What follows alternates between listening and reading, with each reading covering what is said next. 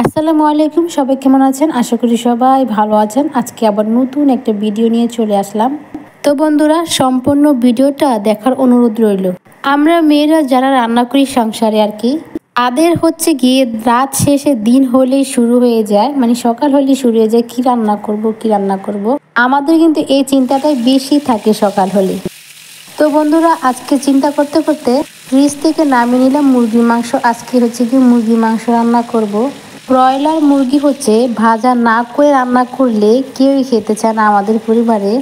আমরা হচ্ছে গিয়ে সব সময় আর কি চেষ্টা করি ব্রয়লার মুরগি একটু ভাজার জন্য। আর হচ্ছে দেশি মুরগি তো ভাজা করা লাগে না, এমনিতেই খাওয়া যায়।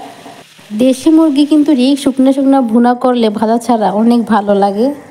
আসলে যার মুখে হাসি বেশি বেশি থাকে তার জীবনে কষ্টটা অনেক বেশি থাকে। আমি কিন্তু কাউকে ঠকাতে চাই না, তাই নিজেই বারবার ঠকে যাই।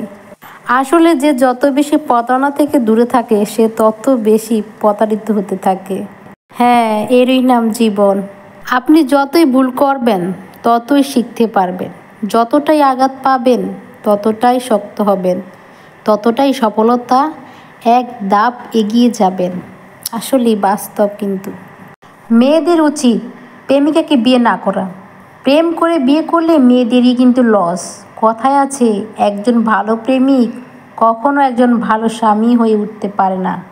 আসলে মেয়েরা এই তিক্ত সত্যটা সহজেই মানতে পারে না। আর ছেলেরা পার্মানেন্ট জিনিসের প্রতি বরাবরের মতোই একটু উদাসীন। একটা সত্যি কথা কি জানেন, বিয়ের পর যদি ছেলেটার মন কোনোভাবেই একবার বদলে যায় তখন সেই সংসারটা নরক হয়ে উঠতে পারে। আর বাপের বাড়ি থেকে তো কোনো সাপোর্টই পাবেন না। এগুলো যাবে ওগুলো যাবে। তাই বলছি, মেয়েদের উচিত বাবা মার পছন্দের ছেলেকে বিয়ে করা। আমার কথায় কষ্ট পেলে পাও, কোনো সমস্যা নেই, এটাই কিন্তু বাস্তব। আর ছেলেদের লক্ষ্য করে কিছু কথা বলছি।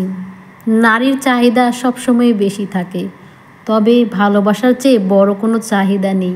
ভালোবাসার অভাববোধ হলেই বাকি অন্য সব চাহিদা বেড়ে যায়। আপনি নারীকে ভালোবাসতে শিখুন, নারী আপনাকে সর্বোচ্চ ছাড় দিতে শিখবে। তো বন্ধুরা, তোমাদের সাথে কথা বলতে বলতে আমার রান্না প্রায় শেষ হয়ে যাচ্ছে।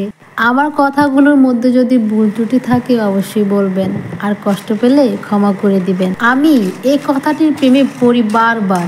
আল্লাহ তো নিজেই বলেছেন, ধৈর্য ধারণ করো, তোমার ভবিষ্যৎ তোমার অতীতের চেয়েও সুন্দর হবে।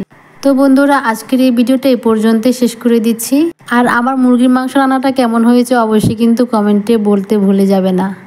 আর আমার পক্ষ থেকে রয়েছে সবার জন্য অনেক অনেক ভালোবাসা। সবাই ভালো থাকবেন, সুস্থ থাকবেন। আল্লাহ হাফেজ।